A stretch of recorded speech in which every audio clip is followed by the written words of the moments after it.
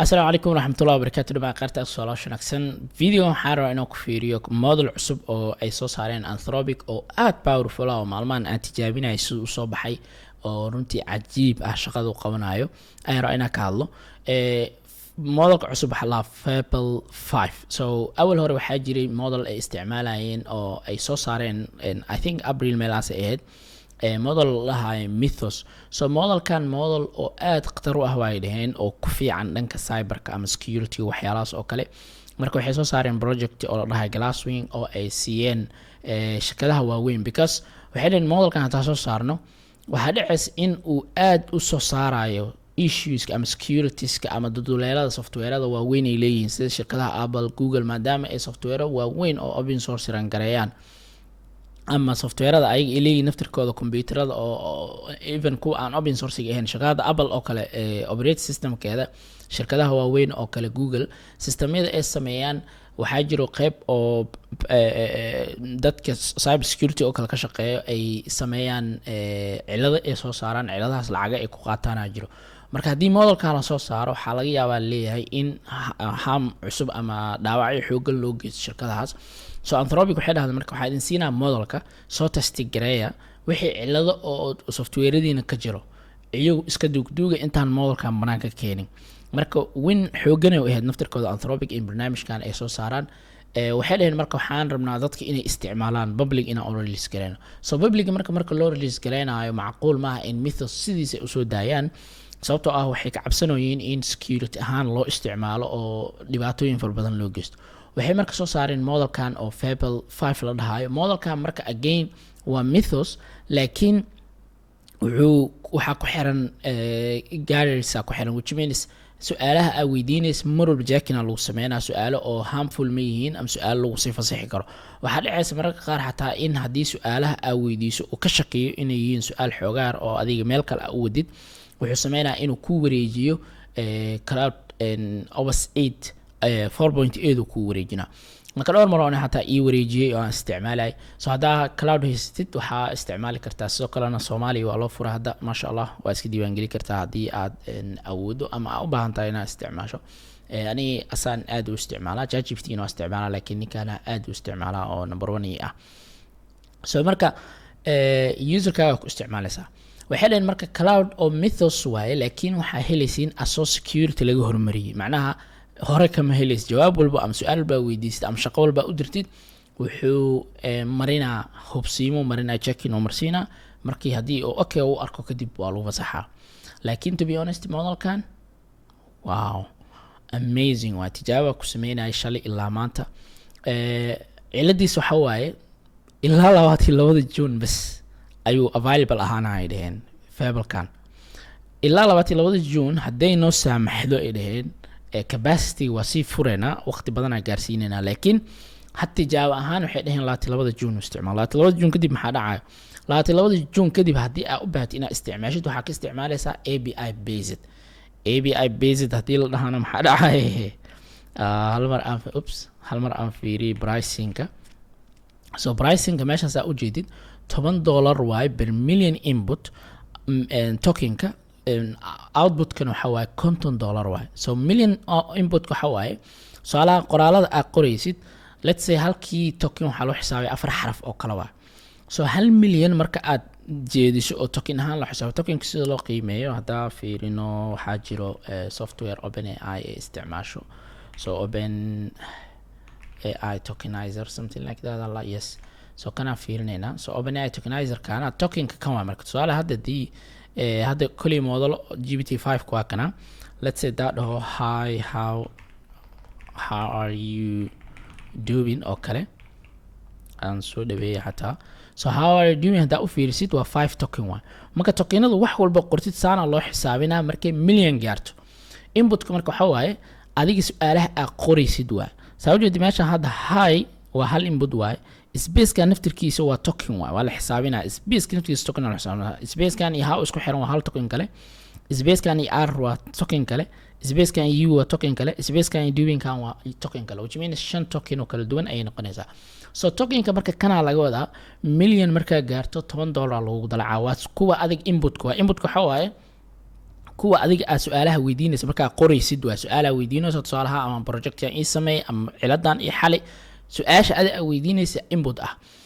marka jawaabta asi u ku soo celinayo marka oo hadduu xalku sameeyna hadduu tool wacayo hadduu internetka baarayo hadduu adiga inta marka token uu isticmaalay inta shaqadaas uu ku hayay haddii milyan gaarta ayadana waxaa lagu xisaabinaa $50 which means halkii milyan oo adi aad gelisay 10 halkii milyan oo kusoo saaro $60 ay joogtaa which means marka haddii API laga isticmaala laho cadaab waay macnaa waxaa laga yaabaa dad badan internet ku arkayay within 1 hour laga yaabaa inay ku gaaraan $100 $200 marka aad ay u adagtahay in API laga isticmaalo shirkadaha xoogana hadda ka cabaado hada waxa kamid ah shirkadaha oo xiriirka u jaray Microsoft la sheegay API-yadu ka bixiyay baraaskiis because nimankan Anthropic aad u qaali u yahay modelkooda so marka faa'iidada u badan oo laga isticmaalo waa subscription-ka oo la bixiyo waay haddana saa u jeedin subscription-ka waxay leeyihiin waa joojinayna labada waxay ka dambeeyay wax subscription ma jiro API-gana imaanaysa marka waxa waay information ahaan u ogaada arrinkaas ilaa 22 halaga faa'iideysto hala maksi gareeyo wixii aad ku sameyn karto ku sameeyo ani marka inta software aan ku sameynayay so inta aan software ku galin hal mar waxa jiro waxa la hayo marka benchmark ay sameeyaan jiro benchmark waxa waaye isbarbardhig lagu sameynayo moodalada kala duwan meeshaas aad u jeediin waxay la barbardhigooyin GPT 5.5 sagan meeshaan soo dhabeeyay soo aragtaan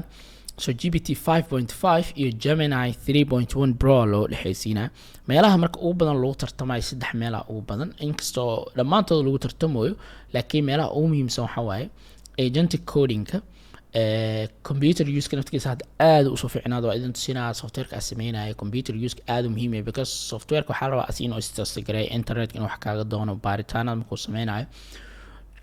heer moodaladu waxay marooyin ayaga isverify gareeyaan marka computer use-ka very cool wato so tool use-ka meelaha oo ku dhintay Gemini ay ka mid tahay Gemini saa u jeedaan inkastoo iska ag dhow yihiin haddana ninkan 17 uu noqday ninkan 9% uu mar oo sax noqdaa Gemini aqoonta iyo xoog uu leeyahay waxa ka maqan bas oo ku dhiban yahay tool using inuu si fiican u fahmo so toolkaas day soo saxaan Google waxa isleeyahay tartan xoogan ay sameyn kartaa meelaha marka ugu fiican saa u jeedaan Mythos 5 8.8 macnaha 80.3 waay halka GPT uu soo marayo content is dead which means 20% around 22% hada dhaho u dhaxay farq ah xoog aan caadi ahayn waay marka ani qof lama iga dhaadhici kara hada Mythos ka fiican GPT 5 ama GPT ka fiican marnaba ma iga dhaadhicinaysa ani obaska caadiga aaminsaneen ba inuu GPT ka fiican yahay asayda marka hada Mythos kan ama Fable midkan cusub oo Fable kala dhahayo amazing way GPT 5 dhulka lagu soo jiidaysa ujeedaan Gemini Pro meel cidla lagu soo tagay so meelaha marka agentic coding basically waxa waaye marka terminalka u dhibtid shaqada uu qabanayo in uu asiga isxaliyo codingka marka la qoraayo inuu file-shi hagaajiyo knowledge base uu ku dhiso maxaa editing u baahan feature soo loo fulina amrada soo qaadanayo si guud agentic codingka yaa ku fiican marka saa u jeedin way waxa waaye better waaye marka ka fiiriso qoladan dhan caadi ah dhulka lagu soo jiiday so computer usage bas soo xogar ku liita iyo qaybta multidisciplinary reasoning oo ayna qolaa sameeyso waxaan dhan benchmarkskan dadaas sameeyo dadkaas benchmark waxa waa isku bardhigayaan shaqaalo dira shaqadan ayaa ku fiican waa warka kooban marka intaan oo shaqada kala duwan sameeyaan ama team kala duwan sameeyaan overall Mythos-ka dadka dhan waa ka qeylin weli xataa waxa loo isticmaalaa video editing dad isticmaalaya arkaysaa barnaamijyo caadi ah inuu sameeynaa marka idinta soo project waxaa jiray oo uu ka shaqeynayay dhowr iyo 10 saac aan u diray asana shaqeysanay ani waxa oo ma ahayn ii sheeg aan daba joogay ma ahayn project as aan si on dhahay shaqadaada gal so workflows iyo wuxuu isticmaalay soo jeedaan waxaan doortay Fable 5 1 million context extra isticmaalay inkastoo meeshaan uu ii ahaa hadda marka laan bedelay auto-gan ku bedelay wuxuu ahaan ku isticmaalay alter code aan ku isticmaalay alter code-ka ogow workflows oo kicina intaasoo boqolaal agent oo kicina lacagta iyo dhamaanaysa marka xisaabtan in aad sameyso marka waxyaalaha cajiibka waxa kamid ah asaa isxalinay very computer-ka screenshot ka qaadana asaa tijaabinay macnaha aniga waxaan dhacday barnaamijkan oo dhameysanaan ka rabaa inay ii imaadid ha igu soo laaban adoo soo dhameynay muxuu sameynaa marka project uu dhameynaa asaas xal testing oo sameynaa computerkii mobile app ahaad saa ujeedaan mobile app asaa tijaabinayo asaa click siinaayo telefonkii asaa meelaha dhan mara haddii cilad qabsato ciladii u fiirinaa terminalkii hoosta waxaan dhan saa ujeedaan sidebarka waa terminalis asi uu magaciisii kicinayo waaye oo background uu ka kicinayo which means dhowr software oo kala duwan ayaa ku macnaa dhowr terminal oo kala duwan ayaa waxaan ka kicinaynay server kala duwan oo mid backend ah mid frontend ah mid oo magaciisii agentic ah oo aan real time ah aan ka sameynaynay barnaamij adiga voice oo real time ah waaye laakiin oo real time information u doonayo internetka doonayo shaqooyin qabanayo emailka u diraayo a lot of stuff ah ku sameynayo projectkan so marka asaa istijaabinaysa ujeedid anima u dirin shaqada asaa samey computer user isticmaalaysa ujeedid tartiibkii saas xalina shaqadan muddo wada cilada soo baxay waa la wadaagay asaa waliba xataa ciladii soo qabsanaysa ujeedid xataa waxyaalaha cajiib waxa kamid ah saa ujeed what's going on now do waxaan jira banaanka jir telefonkan kala soo hadlaya computerka asoo shaqaysanaya aniga waa ka tagay waxaan isku xiray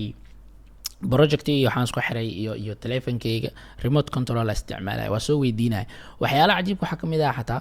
in uu weydiinayay API keydada waxa la API keydada soo qos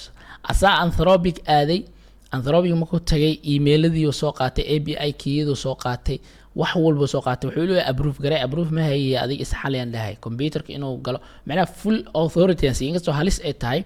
laakiin waxaan siiyay macnaha in uu wax walba sameyn karo so platformkii uu tagay API keydada inuu ii soo qaaday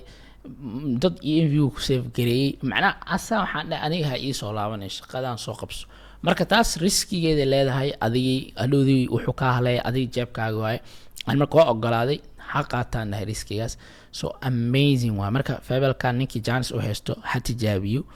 really amazing waa marka waxa ka xumay bas inay dhahoyeen laatii labada bishaan aan joojinayna marka waxaan rajeynaa insha Allah inay noo kordhiyaan laakiin sida arrimaha ku socdaan lama heli doono arrimahan oo wifi iska furan lama helayo xayiraad badan imaan doonto inkastoo suuqa wali tartan oo ka jiro qolooyin badan oo free ay jiraan ama qolooyin raqiis ah sida qolooyinka open source models ka sameeya DeepSeek iyo Kimi iyo Minmax iyo qolooyinkaas oo fiican yihiin laakiin awoodda Anthropic oo wax ku sameynayo may marnaba misku soo dhawa marka tijaabiye ninkii oo access u haysto ha tijaabiyo na sameeyo waxaan insha Allah dhawaan soo wada course-kii waxaan ka shaqeynayay oo crack code-ka isticmaalkiisa almost hadda waa dhameeyay insha Allah maalmaha soo aadan ama weekina uu soo aadanba waa soo shaacin doona hadii ilaahay karaan noqdo marka aad ma santii let me know in the comments soo kale ma jeclaan lahaydeen in waxyaalaha news oo cusub aan video ka sameeyno markasta inta badan ma sameeyo arrimahaas laakiin waxaa dareemaa in arrinkaas xoor ay fiicnaan lahayd bal kawarama adinka dhankiina ma danaynaysaan in newska aan video ka sameyno oo waxay soo bax wiigaas iyo aan ku falanqeyno ma kala in the comments aad ma santiin assalamu alaykum warahmatullahi wabarakatuh